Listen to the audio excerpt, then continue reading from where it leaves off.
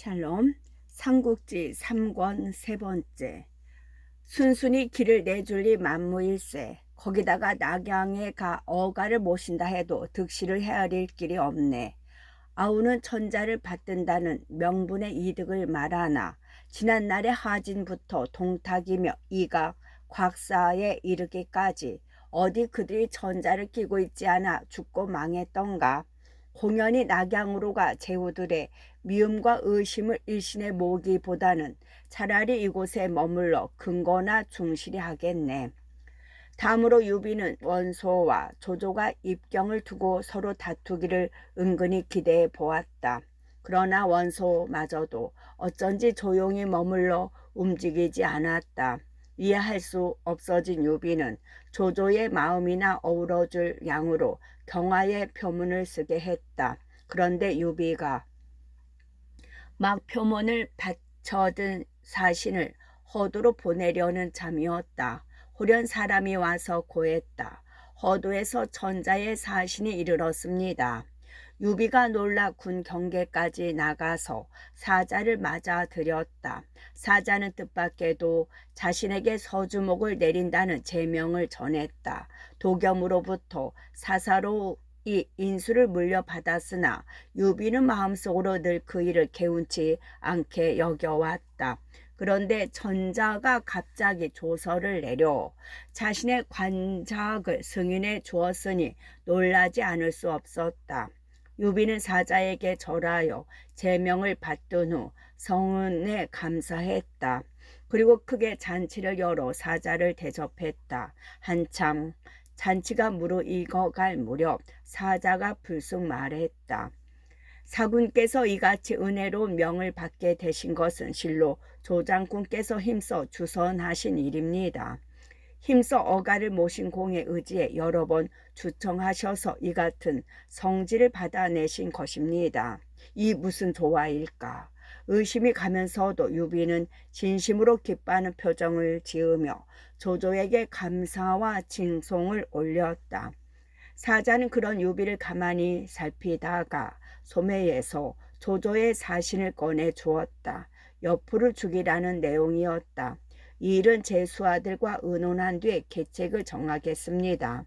읽기를 마친 유비는 속마음이 드러나지 않는 얼굴로 그렇게 대답했다.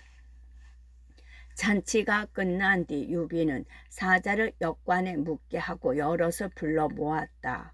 유비가 조조가 보낸 글의 내용을 밝히기 무섭게 장비가 팔을 걷고 나섰다. 여포는 본래 의롭지 못한 자이니 죽인들 무슨 어려움이 있겠습니까? 그러나 유비는 무겁게 고개를 저으며 말했다. 그는 궁에서 내게 의탁하러 온 사람이다. 내가 만약 그를 죽인다면 나 또한 불의한 자가 되고 말 것이다.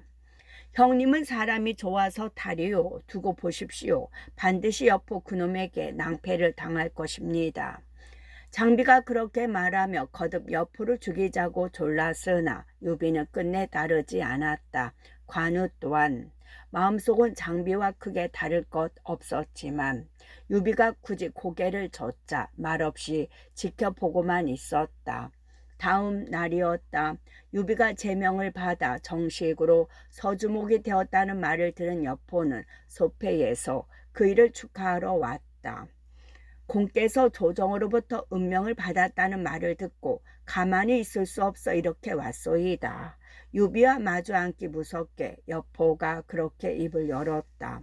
성은이 어떻게 보답할지 다만 두렵고 송구스러울 뿐입니다. 유비가 겸손하게 답례의 말을 했다. 그때 갑자기 장비가 나타나 칼을 빼들고 다짜고짜로 여포를 죽이려 했다. 이또 이게 무슨 짓이냐? 유비가 황망히 장비를 꾸짖으며 여포를 가로막았다. 여포도 놀라 소리쳤다. 이 떡은 어찌하여 나를 죽이려 드는가? 조조가 네 놈을 의리없는 놈이라 하여 우리 형님께 죽여달라고 했다. 장비는 거리낌 없이 대답하며 그대로 여포를 찌를 기세였다. 장비, 물러서지 못하겠느냐? 유비가 더욱 엄중하게 장비를 꾸짖었다. 그래도 부득부득 여포에게 덤벼들여 덤비려던 장비는 유비가 칼까지 뽑아들고 호령을 거듭한 뒤에야 물러갔다. 유비는 장비가 물러간 뒤에야 여포를 후당으로 정해 조조의 편지를 보이며 일의 내막을 밝혔다. 읽기를 마친 여포는 눈물까지 글썽이며 말했다. 사군, 이것은 조조가 우리 두 사람의 사이를 갈라놓으려고 꾸민 수작이요. 부디 헤아려 주시오. 유피가 그런 여포를 안심시켰다. 형께서는 걱정하지 마시오. 이 비는 결코 그런 의롭지 않은 짓을 아니할 것입니다. 이에 여포는 두 번, 세 번 유비의 솔직함과 넓은 도량에 감사하고 유비가 다시 차려온 술상을 받아 늦도록 함께 마신 뒤에야 돌아갔다. 형님께서는 왜 여포를 죽이지 않으셨습니까? 여포가 돌아간 뒤 관우와 장비가 입을 모아 물었다. 유비가 그제야 얼굴에 엷은 미소를 띠며 까닭을 일러주었다. 이번 일은 조조가 여포와 나 두 사람이 함께 힘을 합쳐 자기를 칠까봐 두려워 꾸민 일이네. 우리 둘로 하여금 서로 싸우게 하고 가운데서 이득을 보자는 얕은 꾀지. 그런데 어찌 그가 사자를 통해 시킨 대로 할 수 있겠는가. 그 말에 관우는 옳다는 듯 고개를 끄덕였다. 그러나 장비는 여전히 고집을 부렸다. 아니오 형님. 내가 지금 여포를 죽이려 하는 것은 그렇게 함으로써 뒤탈 없이 하자는 것입니다. 당장은 형님의 말씀이 옳다 쳐도 뒷날 여포는 반드시 큰 화근이 될 것입니다. 그래도 장부에 할 짓이 아니다. 유비는 그렇게 장비를 달랬다. 그리고 이튿날 사자가 돌아가는 편에 조조에게 회신을 보냈다. 명공의 뜻은 10번 받들겠사오나 다만 여포가 또한 범상치 않은 인물로 졸속히 도모할 수 없어 걱정입니다. 그 글을 받아본 조조는 사자에게 일의 앞뒤를 물었다. 사자는 여포가 제 발로 유비를 찾아왔으나 유비가 그를 죽이지 않았음을 일러 바쳤다. 유비가 자기의 속셈을 알아차렸다고 본 조조는 곧 순욱을 불렀다. 이번에 계책은 이루어지지 못했소. 이제 어떻게 하면 좋겠소. 조조의 물음을 받은 순욱이 다시 꾀를 내었다. 다시 한 계책이 있으니 이름하여 범을 몰아 이리를 삼키게 하는 계책이란 것입니다. 범을 몰아 이리를 삼키게 하는 계책이라는 것입니다. 어떻게 하면 그렇게 되겠소? 조조가 반가운 얼굴로 물었다. 순욱이 미리 준비라도 한 듯 술술 대답했다. 가만히 사람을 보내 원술과 유비를 싸움 붙이십시오. 유비가 원술의 땅이 남군을 치려고 전작에 표문을 올렸다는 말을 원술에게 몰래 알려주면 됩니다. 원술과 공소차는 오래전부터 손을 잡고 나와 원소에게 대항해 왔소. 그런데 유비는 공소차 내 사람이니 원술이 쉽게 우리께에 말려들겠소? 그렇지 않습니다. 원술과 공소찬이 손을 잡은 것은 눈앞의 이득을 위한 소인의 뭉침이니 이 둘 사이의 믿음과 정분이 그리 깊지 아니합니다. 거기다가 유비는 이미 서주를 손에 넣은 때부터 공소찬의 사람이 아닙니다. 비록 힘이 모자라 그 그늘에 있기는 했지만 유비는 애초부터 공소찬 따위와 비교될 인물은 아니었소. 하지만 원술에게 그걸 알아볼 눈이 있겠소. 원술도 그만한 것은 알 것입니다.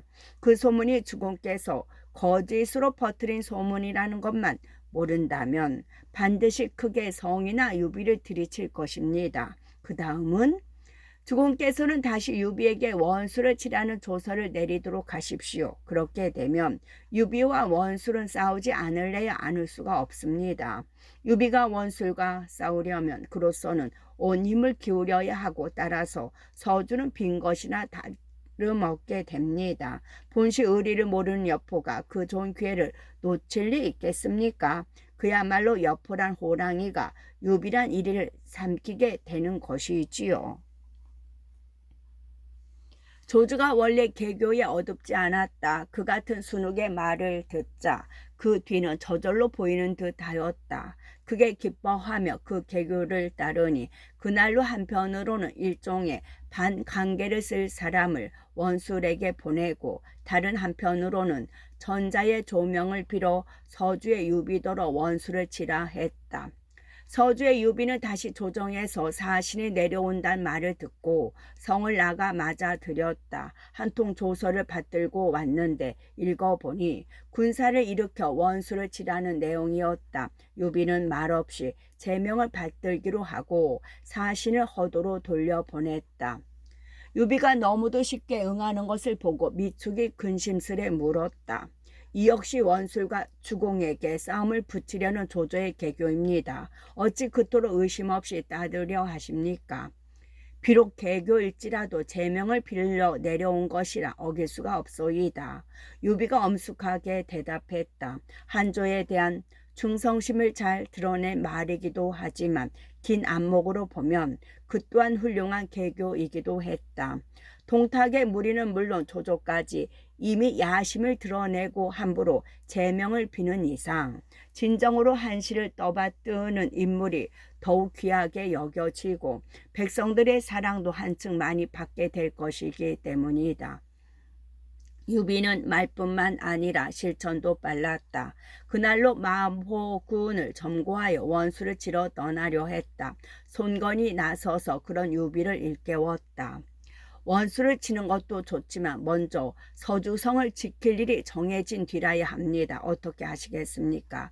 그제서야 유비는 관우와 장비를 돌아보며 물었다. 그대들 중 누가 남아 이 서주성을 지키겠는가?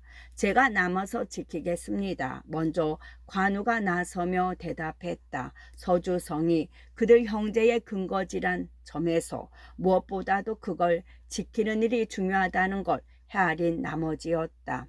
오래잖아 나는 자네와 의논해야 될 일이 많을 것일세. 그런데 서로 떨어져 있으면 누구와 의논을 하겠는가? 글을 읽어 아는 것이 많을 뿐만 아니라 병법에도 밝은 관우여서 떼어놓기가 싫은 듯했다. 그 눈치를 알아차린 장비가 나섰다. 제가 한번 지켜보겠습니다.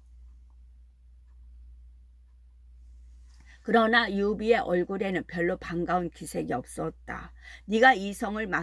네게 이 성을 맡겼으면 좋겠지만 마침내 지켜내지 못할 것 같아 걱정이다. 첫째로 너는 술에 취하면 성질이 사납고 급해져 사졸들에게 매질을 하기 때문이요. 둘째로 일을 가볍고 쉽게 처리해 남의 말은 도무지 들으려 하지 않기 때문이다. 그런 너에게 맡기고 내가 어찌 마음을 놓을 수 있겠느냐.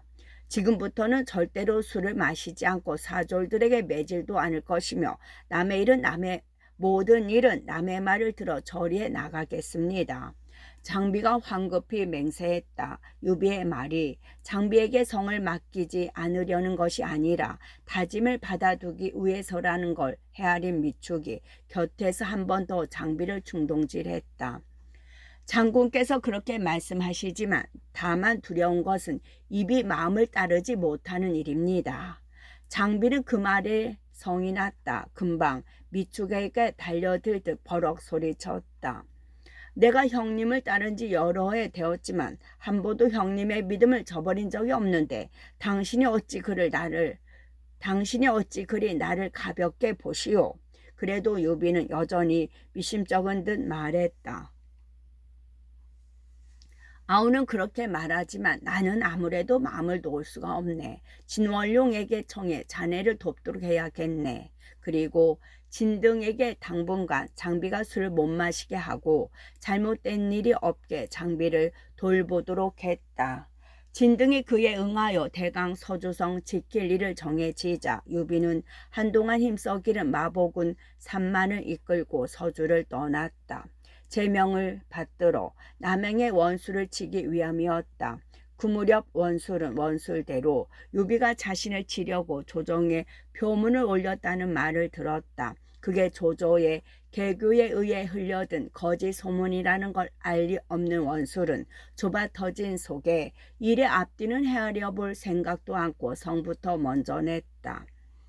원래 돗자리나 짜고 집신이나 산던 놈이 어찌 이리 건방지단 말이냐. 갑자기 서주 같은 큰 군을 얻어 제후들과 같은 줄에 서게 되더니 머리가 돌아버린 개로구나. 일찍 쳐 없앨 것을 공소찬의 낯을 보아 참았더니 뭐라고? 치놈이 도리어 나를 치겠다고? 정말 가짱코도 한심스러운 일이로구나.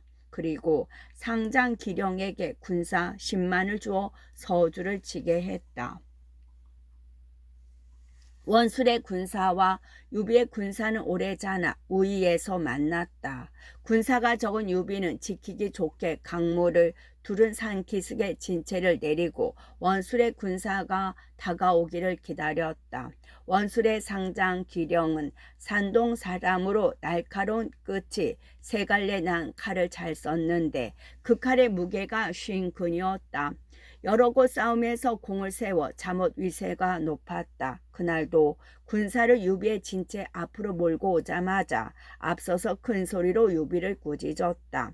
유비 이 촌놈아, 네 어찌 감히 우리 땅을 침범하느냐. 유비도 지지 않았다. 진문 앞에 나와 늠름하게 맞섰다.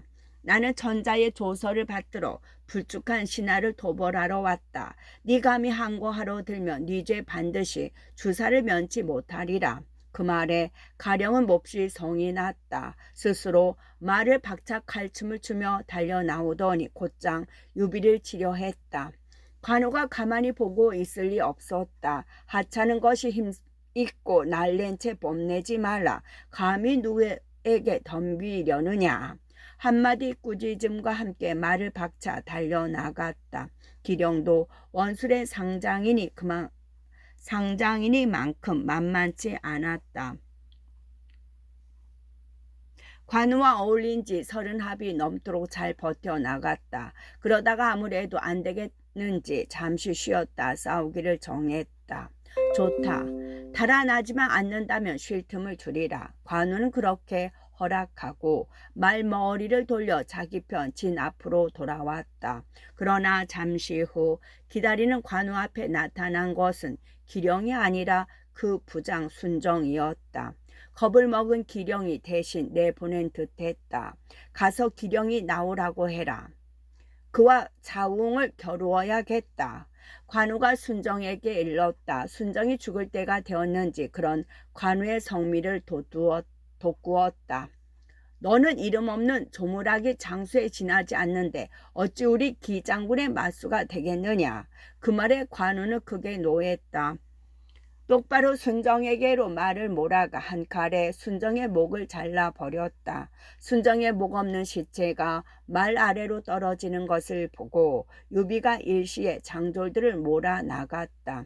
군사가 많다 하나 예봉이 꺾인 기령이었다. 그대로 쫓겨 달아나다 회음하 어귀에서야 간신히 군사를 수습했다. 그러나 한번 혼이 난 기령이라 감히 맞서 싸울 생각이 나지 않았다. 굳게 지키며 다만 군사들을 시켜 상대의 영체나 기습하게 하였지만 그나마도 번번이 서주군에 들켜 군사만 죽낼 뿐이었다. 그렇게 되자 싸움은 길어질 수밖에 없었다. 되풀이되는 소규모의 기습 공격으로는 대세가 반가름이 나지 않고 본대는 기령이 싸움을 피하는 바람에 군사가 적은 유비로서는 무리하게 공격해갈 형편이 되지 못했다. 원술과 유비의 군사들이 지루하게 대치하고 있을 즈음이었다. 서주성을 지키고 있는 장비는 성 안의 잡사를 모두 진등에게 맡기고 자신은 군무에 관한 일만 다스렸다. 한동안은 제법 그럴듯하게 일을 꾸려 나갔으나 실이 오래자 차차 술 생각이 났다. 거기서 장비가 생각해낸 것이 일종의 금주의식이었다. 하루는 크게 술자리를 벌여놓고 모든 관원들을 불러 말했다. 우리 형님께서 떠나실 때 내게 술을 먹지 말라고 하셨소. 내가 이를 그르쳐 이 서주성을 잃을까 두려워하신 까닭이오. 하지만 즐겨 마시던 술을 하루아침에 끊자 하면 섭섭하실 것 같아 오늘 이 자리를 마련했소이다. 모두들 오늘은 실컷 마셔 취하고 내일부터는 술을 마시지 않도록 합시다. 나를 도와 형님이 돌아오실 때까지 이 성을 굳건히 지키는 것이오. 자, 그런 듭시다. 오늘만은 여기 계신 모든 이가 다 취하도록 마셔야 하오. 그리고 몸을 일으켜 여러 관원들에게 차례로 큰 술잔을 돌리기 시작했다. 장비의 잔은 돌고 돌아 조표랑 관원 앞에 이르렀다. 조표가 사양하며 말했다. 저는 천계에 따라 술을 마시지 않습니다. 이때 장비는 이미 술 기운이 돈 뒤였다. 모두 말없이 봤는데 조표가 홀로 마다하니 불큰 성이나 대뜸 욕설로 나왔다. 죽일 놈 같으니라고 어찌하여 너만 홀로 마시지 않겠단 말이냐. 나는 꼭 너를 한 잔 마시게 해야겠다. 그러자 장비의 성비를 잘 아는 조표는 겁에 질려 억지로 한 잔을 받아 마셨다. 모든 관원에게 술잔을 돌린 후 장비도 마음 놓고 범하시기 시작했다. 술 앞에 장사 없다고 아무리 장비라 하지만 큰 잔으로 수십 잔을 들이키니 저도 모르게 곤드레가 되고 말았다. 그러자 다시 비틀거리며 일어나 여러 관원들에게 잔을 돌리기 시작했다. 또 조표의 차례가 되었다. 저는 정말로 술을 마시지 못합니다. 조표가 다시 잔을 피하며 사정했다. 무슨 말이냐? 조금 전에는 마시고 지금은 왜 못 마신단 말이냐? 장미가 울러대며 잔을 코앞으로 내밀었다. 조표가 두 번, 세 번 사정했으나 이미 머리 꼭대기까지 술이 오른 장비의 부하만 건드릴 뿐이었다. 조표가 유독 자신의 영을 듣지 않는다 여겨 마침내 잔을 내팽개치며 성난 목소리로 말했다. 너는 장수인 내 영을 어겼으니 채찍 100대를 맞아야겠다. 그리고 군사들을 시켜 조표를 끌어내려 묻게 했다. 진등이 놀라 그런 장비를 말렸다. 현덕 공께서 떠나실 때 그렇게도 간곡히 당부하신 말을 잊으셨소. 함부로 관원을 때려서는 아니 되오. 당신은 문관이니 문관의 일이나 잘 다스리시오. 이 일은 나의 소관이오. 장령을 시행하는데 관여하지 마시오. 취한 장비는 유비의 당부도 있고 고리 눈까지 부릅떠가며 그렇게 대꾸했다. 그런 꼴을 보자 조표는 어찌할 줄 몰랐다. 급하게 끌어낸다는 게 한층 장비의 속을 긁어놓고 말았다. 익덕공, 제 사위의 낯을 보아서라도 나를 용서해 주시오.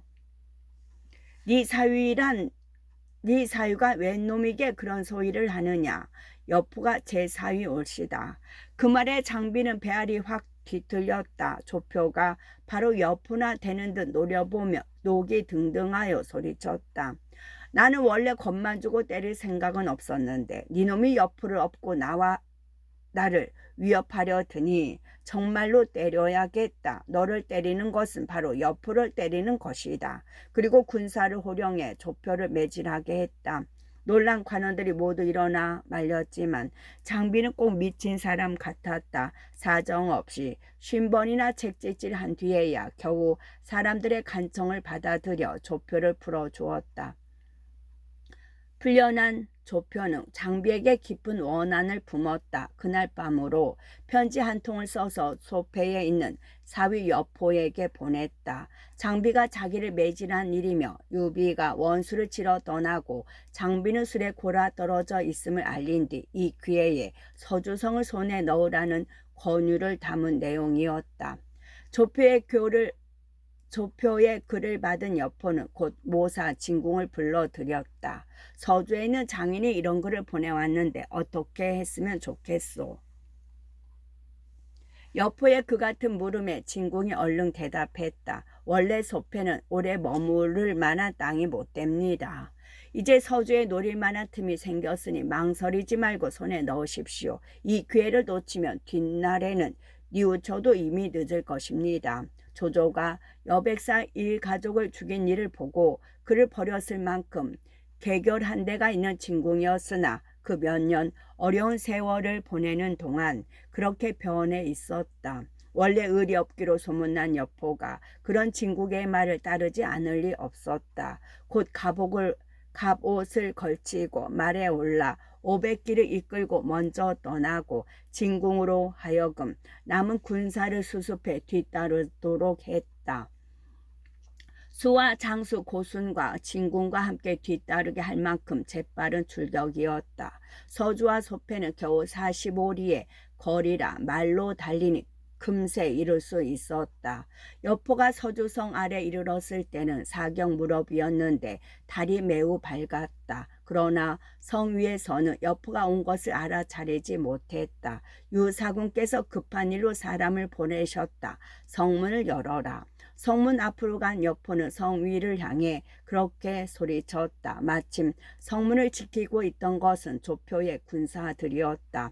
기다리고 있던 조표에게 그 같은 전가를 보내자 조표는 마음속으로 여포가 온 것인 줄 짐작하고 곧 성문을 열게 했다.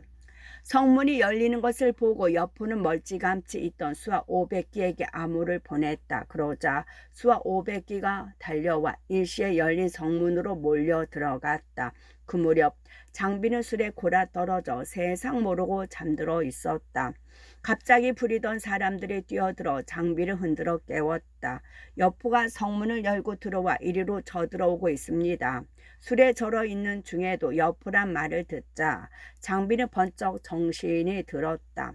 급히 갑옷을 걸치고 장팔 사무를 끌고 부중을 나와 말에 올랐다. 그때 여포는 이미 거기까지 와 있었다. 장비는 여포를 보자마자 장팔 사무를 휘두르며 맞붙었으나 아직 술이 깨지 않아 제대로 싸울 수가 없었다. 마음만 급해 함부로 사무를 휘두르고 있는데 평소 장비가 아끼는 연땅 출신의 장사 18기가 그런 제 주인을 보호해 동문을 열고 달아났다. 유비의 가족들이 모두 부중에 그대로 남아 있었지만 그들마저 돌볼 틈이 없었다. 노리는 것이 서주성이요 장비의 목숨이 아닌데다 또 평소부터 장비의 용맹을 잘 아는 여포라 구태여 그런 장비를 뒤쫓으려 하지 않았다. 그러나 앙심을 먹고 있는 조표는 달랐다. 장비가 술에 취한 채 불과 수십 기만 데리고 달아나는 걸 보자 수하 100여 기를 모으라 뒤쫓기 시작했다. 결과로는 쓸데없이 죽음만 재촉한 꼴이었다. 흐릿한 눈길로도 조표를 알아본 장비는 금세 고리 눈을 부라리며 말머리를 돌려 조표를 맞았다. 장비에게 아직 술기운이 남아있기는 하나 조표 따위는 적수가 못되었다. 삼합도 어우리기 전에 겁을 먹은 조표는 그제야 후회하며 달아났지만 이미 때는 늦은 뒤였다. 성박 물가에 이르렀을 무렵 장비가 내지른 창에 등 한가운데가 뚫려 말과 함께 물속으로 떨어졌다. 장비는 그 기세를 보라 성 밖에서 성 안에 자기 편 군사들을 불러 모은 후 그들을 이끌고 배남으로 간 유비를 찾아 떠났다. 한편 힘들이지 않고 서주성을 얻은 여포는 먼저 백성들 안심하게 한 뒤 군사 200을 풀어 유비의 집을 지키게 하고 아무도 함부로 들어가지 못하게 했다. 그래도 한가닥 양심이 있어 지난날 유비가 그들에게 베풀었던 은혜에 보답한다고 하는 일이었다. 얼마 안 되는 장조들과 밤새 달린 장비는 다음날 우위에 있는 현덕의 진체에 이르렀다. 장비로부터 서주성을 잃게 된 경위를 듣고 있던 유비는 다만 단식처럼 말할 뿐이었다. 얻은들 기뻐할 게 무엇이며 잃은들 걱정할 게 무엇이랴. 뜻밖의 인물에게 하도 어이없이 근거지를 잃은 터라. 망연에서 한 말이었다. 그때 관우가 장비에게 물었다. 형수님은 평안히 계시는가? 모두 성 안에 계신 걸 두고 왔습니다. 장비가 기어드는 목소리로 대답했다. 유비는 말없이 듣고만 있었으나 관우는 발을 구르며 장비를 꾸짖는다. 너는 당초 성을 지킨다고 나설 때 무엇라고 다짐했느냐? 또 형님은 얼마나 네게 간곡히 당부했느냐? 그런데도 이제 성을 잃고 형수님들까지 적의 손에 넘겨주었으니 도대체 어쩔 작정이냐? 그 말에 장비도 부끄럽고 두려워 어쩔 줄 몰랐다. 갑자기 칼을 빼 제목을 찌르려 했다. 그걸 본 유비가 놀라 장비를 껴안으며 칼을 빼서 땅에 내던졌다. 그리고 장비의 어깨를 쓸며 부드러운 목소리로 달렸다. 옛사람이 이르기를 형제는 손발과 같고 저자는 의복과 같다 하였다. 의복이야 떨어지면 다시 지을 수 있지만 손발이 끊어지면 어찌 다시 있겠느냐. 너는 운장 나 셋은 너와 운장 나 셋은 도원에서 을을 맺고 함께 태어나기를 구하지 않으나 죽는 것은 함께 이기로 원했다. 이제 비록 성과 가솔들을 잃었다 하지만 그 일로 형제가 죽는 꼴이 어찌 보겠느냐. 더구나 그 서주성은 원래 내 것이 아니었고 가솔들도 비록 사로잡혔으나 여포는 반드시 해치지 않을 것이다. 서로 꾀를 내어 구하낼 방도나 생각하지 않고 한때의 잘못으로 네가 목숨까지 던져서야 될 말이냐. 그러고는 큰 소리로 울었다. 관우와 장비도 유비의 그 같은 너그러움과 깊은 정에 함께 감격해 울었다. 여포가 서주를 쳐 빼앗았다는 소식은 원술에게로 들어갔다. 원술은 여포에게 사람을 보내어 곡식 5만소, 금은 1만량, 비단 1,000피를 줄 터이니 함께 유비를 치자 하였다. 뜻밖에도 유비의 군세가 큰 걸 보고 이 판에 아예 뿌리를 뽑아 버리겠다는 속셈이었다. 원술의 그 같은 제의에 다시 눈이 어두워진 여포는 기꺼이 응했다. 고순에게 정병 5만을 주어 유비의 뒤를 치도록 했다. 그 소식을 들은 유비는 놀랐다. 때마침 쏟아지는 비를 이용해 군사를 위에서 물린 뒤 광릉이나 차지할까 하여 동쪽으로 옮겼다. 고순이 우위에 이르러 보니 유비는 이미 가고 없었다. 그러나 여포 쪽으로 보면 약속을 이행한 셈이라 기령을 만난 고순은 전날 원술이 약속한 물건들을 내놓으라 했다. 장군께서는 먼저 군사를 데리고 돌아가시오. 나는 주공과 의논에 일을 처리하겠소. 기령은 그렇게 말하며 고순을 돌려보냈다. 돌아온 고순으로부터 이 말을 들은 여포는 은근히 원술의 속셈에 의심이 들었다. 그런데 다시 원술이 보낸 글이 이르렀다. 비록 고순이 군사를 이끌고 갔으나 아직 유비를 없애지는 못했소. 유비를 사로잡는 때를 기다려 약속한 물건들을 보내드리겠소. 그 같은 내용의 글을 보자 여포도 원술의 속셈을 알았다. 속은 것이 분해 곧 군사를 일으켜는데 진궁이 나서서 말렸다. 아니 됩니다. 원수는 수준에 근거하여 군사는 맞고 양식은 넉넉하니 가볍게 볼 수 없습니다. 차라리 유비를 소패로 청해 날개로 삼도록 하십시오. 뒷날 유비로 하여금 선봉이 되어 먼저 원수를 치고 다시 원수를 없앤다면 가히 전하를 종행할 수 있을 것입니다. 여포도 가만히 생각하니 그 말이 옳았다. 더구나 유비의 가솔들을 보호하고 있어 유비를 오게 하는 것도 어렵지 않을 것 같았다. 이때 유비는 광릉을 뺏으려다 오히려 원술의 급습을 받아 군사를 대만이나 잃고 돌아오는 길이었다. 여포가 보낸 사자를 만나 그가 올리는 편지를 보고 기꺼이 응하려 했다. 이때 관우와 장비가 걱정했다. 여포는 의리가 없는 자입니다. 믿어서는 아니 됩니다. 그러나 유비는 가볍게 고개를 저으며 오히려 그들을 안심시켰다. 저는 좋은 뜻으로 나를 부르는데 어찌 의심하겠느냐. 어쩌면 달리 갈 곳이 없는 유비로서는 궁여지책일지도 모를 일이었다. 여포는 유비가 혹시라도 자신을 의심할까 보아 먼저 유비의 가족부터 돌려보냈다.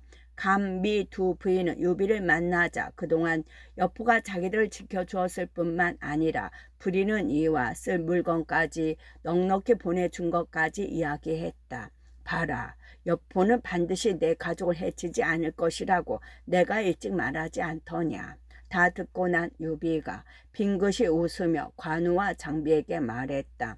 그리고 여포를 찾아보러 서주성으로 향했다. 하지만 여포에게 원한을 품은 장비는 끝내 수긍하지 않고 두 형수와 먼저 소패로 가버렸다. 나는 성을 뺏고 싶어서가 아니라 공의 아우가 술에 취해 함부로 사람을 죽이니 혹시라도 일이 잘못될까 보아 잠시 성을 맡아 지킨 것뿐이요. 성으로 돌아온 유비를 만난 여포는 넉살 좋게 말했다. 유비도 부드러운 얼굴로 대답했다. 나도 이 서주를 형께 양보하려 한 지 오래입니다. 그러면서 짐짓 서주성을 도로 내놓으려는 여포에게 좋은 말로 사양한 뒤 소패로 돌아갔다. 끝.